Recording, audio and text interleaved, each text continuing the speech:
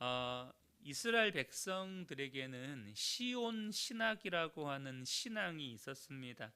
이 시온 신학은 특별히 남유다 신앙의 핵심이었습니다. 그들은 이렇게 믿고 있었어요. 예루살렘 성전은 하나님이 선택한 거처로서 이스라엘의 가장 거룩한 장소다. 하나님이 그곳 성전에 계시면서, 그곳 성전에 임재해 계시면서 이스라엘을 보호하신다. 이것이 이 남유다 백성들이 가지고 있는 시온 신학이라고 하는 이 신앙의 핵심 골자였습니다. 시온에 대한 이러한 긍정적인 어떤 믿음이라고 해야 될까요? 긍정적인 이 해석은 유다 백성들에게 무한한 안전의식을 가져다 주었습니다. 그러니까 하나님이 자기 백성들과 함께 하시기 때문에 유다는 결코 흔들리지 않을 것이다. 그런데 그렇게 확실하게 견고하게 믿고 있었던 그들의 어떤 이 근거 없는 믿음에 대해서 이사야는 의문을 제기합니다. 근데 그 의문의 근거가 뭐냐면 하나님의 정의와 공의로 가득했던 이 예루살렘이 죄로 가득한 도시가 되어 있는 거예요. 과연 하나님의 정의와 공의로 가득했던 도시에 이렇게 많은 죄악으로 가득한 도시로 너희들이 변질시켰는데 하나님이 과연 이 예루살렘을 지키고 보호하신다, 영원히 흔들리지 않는다라는 너희 믿음이 타당하냐 이거예요. 유다 백성들은 하나님의 명예와 영광의 성이요 평화의 성인 예루살렘을 온갖 우상 숭배와 죄로 유린했습니다. 그 하나님의 명예의 성을 불명예와 수치의 장소로 바꾸어 버렸습니다. 거룩한 땅은 부정한 땅으로, 생명의 땅은 죽음의 땅으로 망가져 버렸습니다. 신실하던 성읍이었고 주님의 자랑이었던 성읍이 이제는 창기와 살인자들의 성읍으로 바뀌어 버렸습니다. 백성들을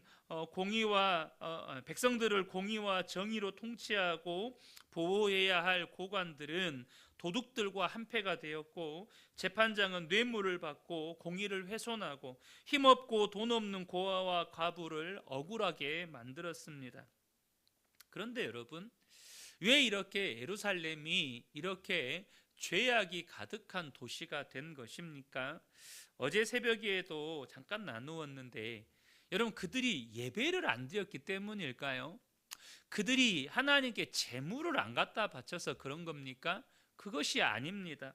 어제 본문 11절을 보면 여호와께서 말씀하시되 너희의 무수한 제물이 내게 무엇이 유익하뇨? 나는 순양의 번제와 살찐 짐승의 기름에 배불렀고 나는 수송아지나 어린 양이나 순념소의 피를 기뻐하지 아니하노라. 여러분, 도리어 그들은 그들의 죄를 감추기 위해서, 그들이 그렇게 많은 죄를 짓고도 자기들이 하나님을 잘 섬기고 있다는 어떤 포장을 하기 위해서 더 많은 제물로 하나님 앞에 제사를 드렸습니다. 그러니까 그들이 타락한 건 그들이 예배를 드리지 않아서가 아니라는 거예요. 그들이 오늘날 식으로 이야기하면 열심히 주일 성수를 하고 또 다른 어떤 공적 예배를 많이 드린다고 해서 죄 안 짓는 게 아니라는 뜻입니다. 오히려 그들은 더 많은 제물로 제사를 드렸죠. 이게 뭘 의미하는 거죠? 그들의 신앙이 혼합주의에 물들어 있었다는 뜻입니다. 오늘 본문 22절에 보면 내 은은 찌꺼기가 되었고 내 포도주에는 물이 섞였도다. 여러분, 신앙이요, 아예 안 믿고 이제 안 믿고 믿어버린다면, 그러니까 여러분, 좀 그런 표현이 그렇지만 예수를 안 믿는 사람들은 좀 그런 게 있는 것 같아요. 비판을 멈추지 않잖아요. 서로를 향해서 비판을 멈추지 않잖아요. 그런 비판을 멈추지 않는 것의 순기능이라고 해야 될까요? 나름 사회가 견제 속에서 굴러가는 게 있습니다. 비판을 죄라고 여기지 않잖아요. 그런데 여러분, 예수를 믿는 우리는 또 아는 게 있어요. 비판이 죄라는 거. 네가 그렇게 판단받거나 비판받지 않으려거든 남을 비판하지 말라. 그러다 보니까 우리가 비판에 대한 어떤 경계선이 있거든요.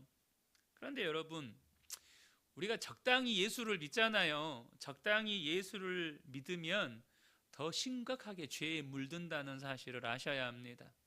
신앙의 혼합주의가 바로 이거예요. 적당히 예수를 믿으니까 내가 예수를 믿는데 예수를 믿는 내 안에 세상의 가치관과 문화도 섞여 있어요.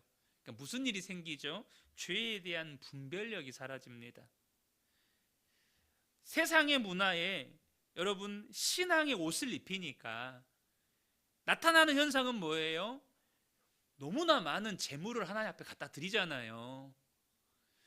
세상에서 살아가는 내 삶의 모습은 불법과 온갖 죄를 행하는데 그런 내가 예배당에 나올 때는 거룩한 옷을 입어요.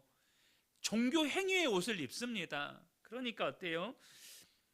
세상의 가치와 문화에다가 거룩의 옷을 입히고 종교 행위의 옷을 입히니까 죄에 대한 분별력과 자정 능력이 상실된다는 것입니다. 신앙에 세상의 문화와 가치관이 섞여 있기 때문에 죄를 죄로 여기지 않게 되는 거예요. 여러분, 왜 중세교회가 타락해서 1000년 동안 교회는 영적인 암흑기를 보내게 된 것입니까? 여러분, 교회의 암흑기가 자그마치 1000년입니다. 1000년 동안 여러분 세상을 밝히는 등불이 정말로 미미했습니다. 그런 중세교회의 타락의 어떤 반작용으로 수도원 운동이 일어난 거거든요. 교회가 너무너무 타락하니까 그 중에 깨어있는 이 성직자들이 수도원으로 들어가는 겁니다. 그런데 왜 이런 암흑기가 생겨난 거죠? 313년에 로마의 콘스탄티누스 황제가 기독교를 밀라노 칙령에 의해서 공인을 합니다.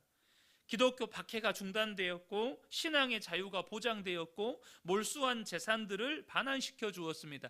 여기까지는 좋았어요. 그런데 380년에 기독교가 이제 공식적으로 국교가 됩니다. 로마의 공식 종교가 돼요. 황제까지 예수를 믿게 된 겁니다. 그러니까 황제가 교회를 다니기 시작했습니다. 황제가 교회를 다니기 시작하니까 무슨 일이 생겨요?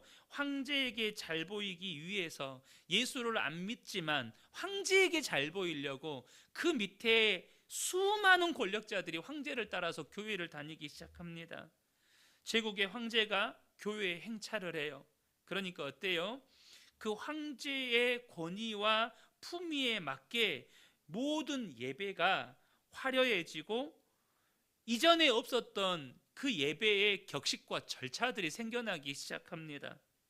교회 안에 세상의 가치와 문화가 스며들기 시작해요. 여러분, 근데 여러분 황제가 예수 믿고 황제가 애를 낳잖아요. 누가 세례줘요? 오늘날 이야기하면 교회 목사. 당시 교회의 지도자가 황제의 아들에게 황제에게 세례를 줍니다. 나중에는 이 교황이 황제까지 임명하고 각국의 왕들도 임명하고 폐위시킬 수 있는 권력이 생깁니다. 그래서 우리가 흔히 세계사 시간에 카노사의 굴욕이라는 여러분 그거 배웠잖아요. 왕이 교황 앞에 가서 무릎 꿇어요. 왕 시켜달라고, 왕 인정해달라고. 여러분, 교황이 그런 막강한 권력까지 휘두르게 돼요. 그러니 여러분, 교회가 얼마나 타락하고 변질이 돼요? 죄가 죄로 보이겠어요? 죄가 죄로 보이지 않는 거예요. 여러분, 교회입니다.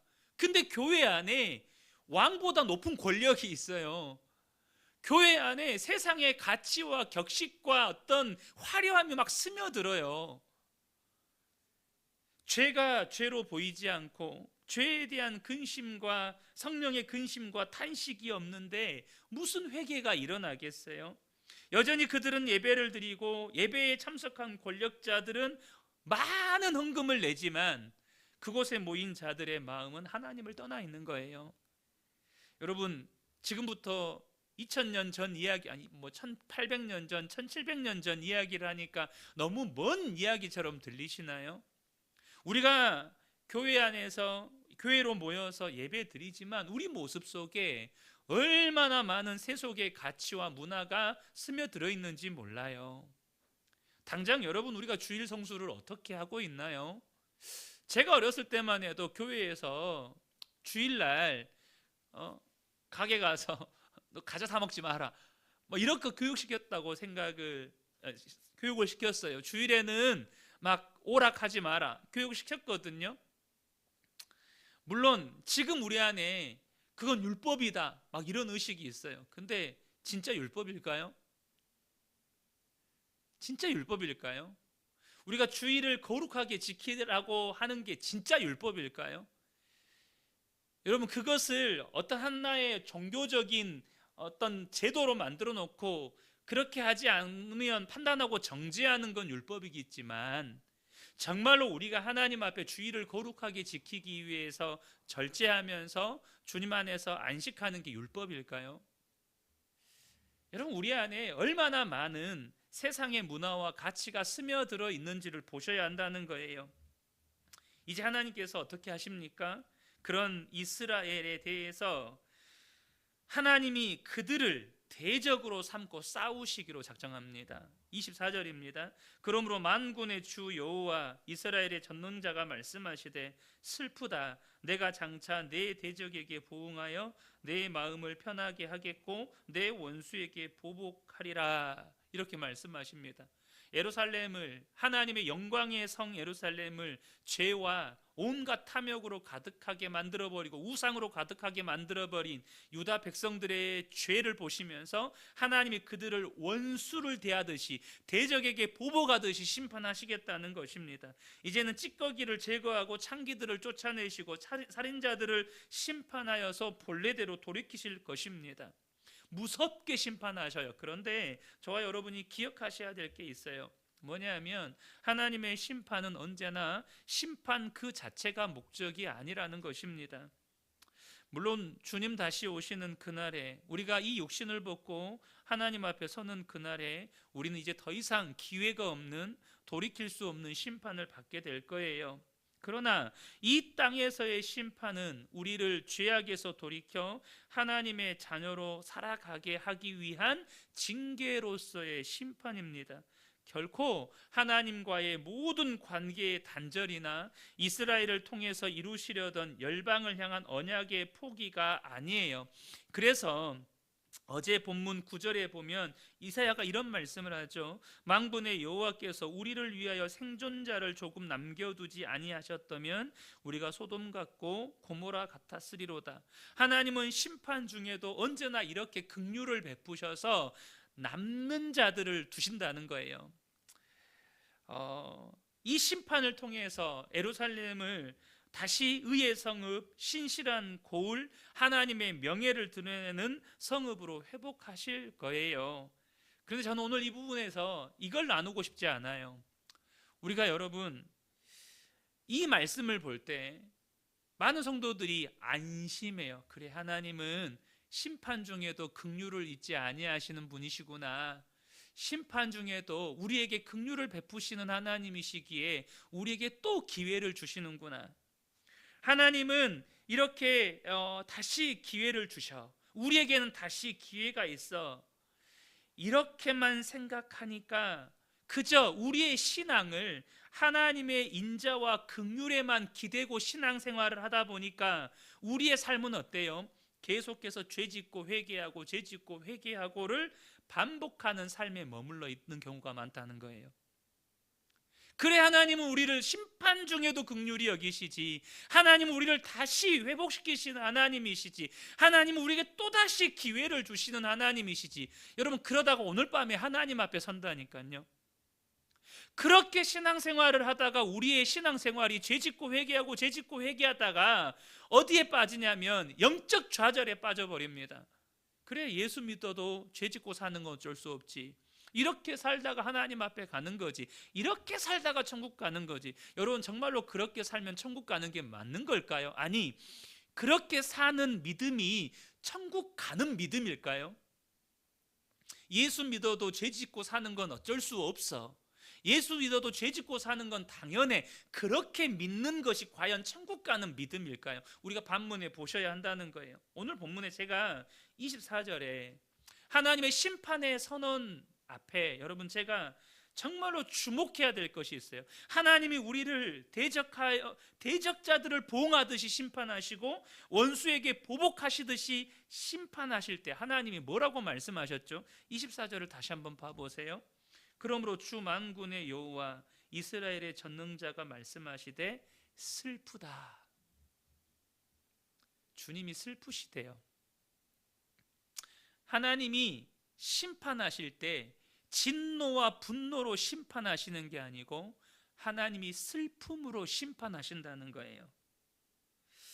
여러분, 아들을 내어주시기까지 우리를 사랑하시는 하나님께서 우리의 반복되는 죄에 대해서 마치 대적에게 보응하듯이, 마치 원수처럼 여기며 보복하듯이 이 징계하실 때 저와 여러분이 보셔야 될 게 있어요. 회초리를 든 하나님의 손과 또한 한없이 눈물이 흐르고 있는 하나님의 눈을 보셔야 한다는 거예요. 여러분, 우리를 향해서 그렇게 눈물을 흘리면서 징계하시는 하나님의 그 징계의 손을 보셔야, 하나님의 눈과 하나님의 손을 보셔야 죄가 끊어지고 멈춰지는 거예요. 그저 하나님께서 그래, 하나님은 심판 중에도 우리에게 긍휼을 베푸셔, 우리에게는 또다시 기회가 있어, 또다시 기회가 있어, 그렇게 하나님의 인자와 하나님의 긍휼에만 기대어서 우리가 신앙생활을 하게 되면 여러분 절대 반복되는 죄에서 벗어나지를 못해요. 하나님의 징계의 손과 징계의 손을 들으실 때 하나님의 눈에서 흐르는 눈물을 보셔야 된다는 거예요. 그래야 정신이 차려져요. 그래야 우리의 신앙에도 철이 들어요. 그래야 죄가 멈춰지는 것입니다. 저는 이 새벽에 함께 예배하는 우리 모든 성도님들이 정말로 하나님의 징계에 어떤 아픔과 고통이 있는지 주님의 마음을 깨닫고 반복되는 죄에서 끊어짐이 있는 역사가 있으시기를 예수님의 이름으로 축복합니다.